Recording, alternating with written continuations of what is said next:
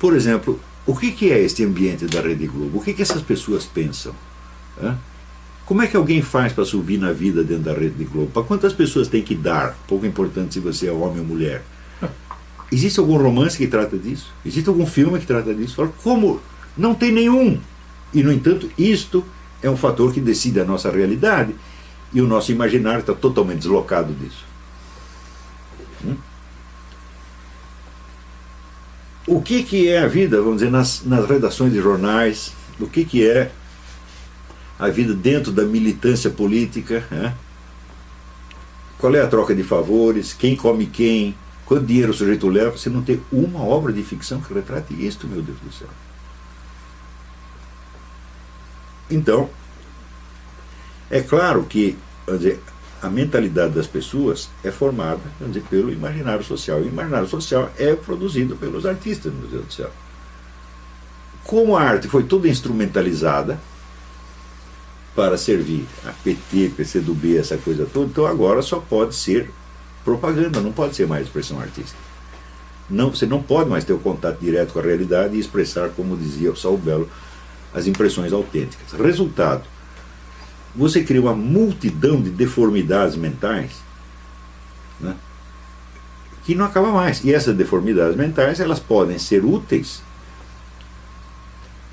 né, dentro de certos projetos políticos. Não que todos sejam uma militância organizada, é claro que não, tá certo? Mas, por definição, o idiota útil é idiota demais para saber que é útil. Tá certo? Então ele acredita piamente que ele está falando, ele está expressando sua opinião livremente. Por que ele acha que a sua opinião é livre? Porque ele não tem capacidade de rastrear a origem das suas ideias. Então ele não sabe de onde vieram, ele acredita que é tudo aquilo que saiu espontaneamente do seu coração. Não é isso? Ao passo que um breve exame da origem das suas ideias já mostra que é muito difícil você ter uma opinião própria. Né? Você sempre está jogando com elementos que estão em circulação na sociedade. E qual é a sua possibilidade de livre escolha? Para o cidadão comum é quase nula. Porque além das alternativas que são oferecidas diariamente pela mídia, pelo meio universitário, ele não conhece outras. Então ele vai seguir essa que é o que tem e vai achar que aquilo é a expressão mais pura da sua liberdade individual. Então esta é a situação na qual nós estamos vivendo. Quando você lê, por exemplo, o romance de Graciliano Ramos, o Graciliano Ramos é um homem de classe média, que até subiu na vida de maneira relativamente precoce. Ele foi prefeito da sua cidade, era um homem que tinha uma boa situação, mas que se expressa na língua da luta de classes. Né? Mas que percebe também toda a ambiguidade da sua situação de classe média.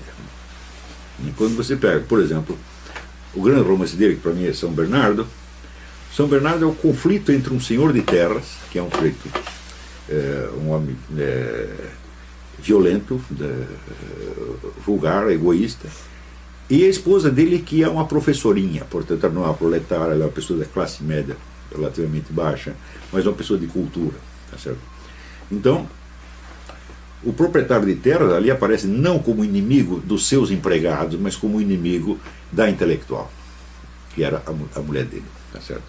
Então, nesse sentido, você via que o intelectual, como um tipo marginalizado na sociedade, que não... Você sabe que a situação, vamos dizer, do escritor, do jornalista no Brasil sempre foi uma coisa precária.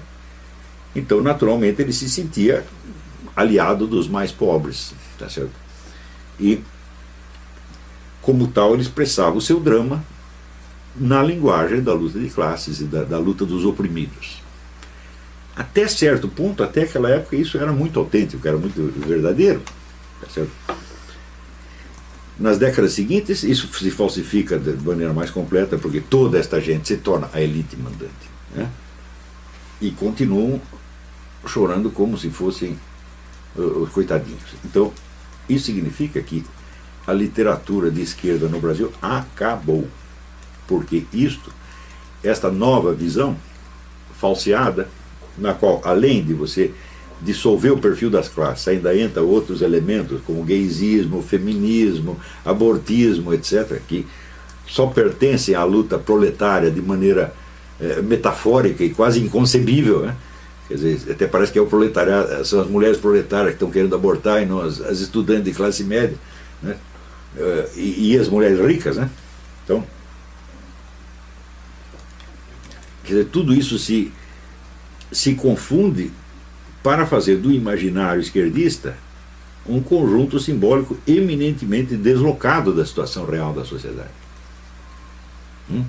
Então, ele consegue se expressar ainda através de discursos políticos, de propaganda, etc., mas não da arte. A arte, a expressão artística, ela depende de uma sinceridade profunda. Claro que a sinceridade artística não é a mesma coisa que a sinceridade pessoal nas relações humanas, mas ela existe e ela é uma exigência fundamental da arte, aquilo que dizia o Saul Bellow, quer dizer, os artistas, os escritores, trabalham com impressões autênticas. Se eles vão pegar apenas um chavão político, acabou a representação artística. Você pode criar, vamos dizer, um discurso de propaganda, mas você não vai fazer um belo romance, um belo poema, acabou. Então a literatura de esquerda no Brasil acabou. Tá certo?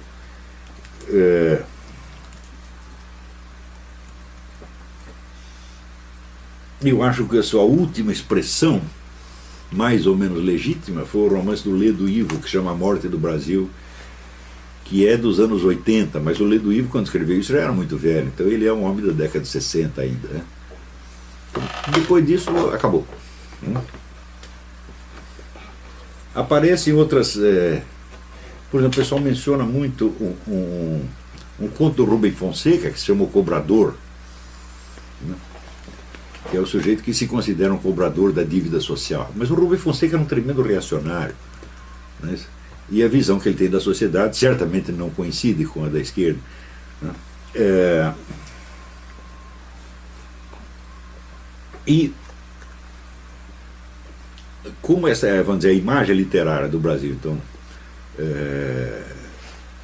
acabou, então nós estamos vivendo em plena época do discurso totalmente deslocado da realidade. A realidade da vida social, da vida de todos os dias, ninguém está sendo capaz de expressar. Porque ela se tornou tão complexa e tão miserável ao mesmo tempo que não há como expressá-la. Só o que sobrou foram os estereótipos e a linguagem, vamos dizer, da propaganda política a favor ou contra. Não é isso? Então, você vê também que quando o pessoal da direita fala, quase sempre o discurso deles também é deslocado em relação à situação da sociedade. Por exemplo, a famosa defesa da família, né? Eles estão defendendo a família como princípio, mas o processo no qual estamos envolvidos não é a destruição da família como um princípio, é a destruição da sua família, a preservação da família deles. Então é isso que ninguém fala. Olha, Lula e Lulinha. É uma transmissão patriarcal. É o poder de um que vai passando para o outro, pô. E vai ter o neto Lula, o mini Lulinha, e depois o mini micro Lulinha, e assim por diante. Vai ter casamento gay ali? Fala, de jeito nenhum. O casamento gay acaba com o poder do patriarcado, meu Deus do céu. Vai ter casamento gay na família dos outros. Então, a defesa da família como princípio é fazer buraco na água. É um discurso totalmente deslocado do que está acontecendo realmente. Não é isso? Agora, por exemplo, a mudança do panorama estético visual do Brasil nos últimos 40 ou 50 anos, isso começou ainda no tempo dos militares. Ou seja, a destruição da beleza do Brasil. É curioso que os artistas deveriam ser sensíveis a isso, mas você não tem um único testemunho disso aí. Você pode procurar poemas, romances, filmes, ninguém mostra isso. E isso é a nossa vida de todos os dias, meu Deus do céu. Você experimenta, você pega uma foto de São Paulo nos anos 50, veja como era a cidade, veja como está hoje. A pessoa às vezes usa o termo favelização. Eu digo, eu não sei, porque a favela é mais bonita do que isso. Né? Na favela ninguém vai fazer pichação. Né? Você não tem grafiteiro nas favelas, por exemplo, fazer grafitar lá na cidade, e assim por diante. Quer dizer, os termos não descrevem exatamente o que está acontecendo. E o discurso expressa sempre problemas que são parecidos com a realidade, mas que não são a expressão direta da experiência. Então nós estamos vivendo num estado de alienação total. Outro dia um rapaz botou uma mensagem lá no meu Facebook dizendo que ele ficou na Austrália 35 dias e que ele voltou, evidentemente, daí que ele ficou horrorizado com o Brasil. Bom, eu tive essa experiência várias vezes. Toda vez que eu viajava, ficava um tempo fora, voltava ao Brasil, entrava numa depressão desgraçada. Né? Eu lembro, por exemplo, que eu tinha feito uma viagem aqui de Washington até aqui a Virgínia, eu estava procurando casa, e tudo que eu via era bonito. Né? Daí cheguei lá e tive que fazer uma viagem São Paulo-Santos. Né? E estava tudo quebrado, tudo devastado, parecia que tinha caído uma bomba atômica. E eu pensei, como é que as pessoas conseguem viver nisto? Agora, não era assim 50 anos atrás. Então, algo mudou. Agora, como é possível que a literatura, o teatro, as novelas de televisão não reflitam isso em nada? Porque elas estão preocupadas apenas em repassar estereótipos de propaganda. Então, por exemplo, o problema gay, quando você vê a intensidade com que isso aparece na Globo, você tem a impressão que dos 200 milhões de brasileiros, 199 milhões são gays e estão desesperados porque ninguém os deixa fazer o que eles querem fazer. Tá certo? Então, ou então você tem a impressão que o gaysismo, que o homossexualismo é eminentemente um problema das classes baixas, coitadinhas que são oprimidas. No entanto, todo mundo sabe que você tem muito mais gay na classe média e alta. Então, quer dizer, o que eles estão tratando como problemas nacionais não são problemas nacionais, são problemas de uma elite. Ou seja, se você quer saber, os problemas da novela da Globo são os problemas da equipe da Globo. São os dramas existenciais deles, que passam como se fossem os da nação. Agora, você compare isto com o interesse que os romancistas, ficcionistas das décadas de 20, 30, 40 tinham em conhecer o povo. Você compara, por exemplo, o conhecimento que o José Lins do Rego tinha da vida diária do povão pobre do Brasil. Ele sabia tudo. O próprio Jorge Amado, às vezes caiu no estereótipo, mas sabia bastante coisa. E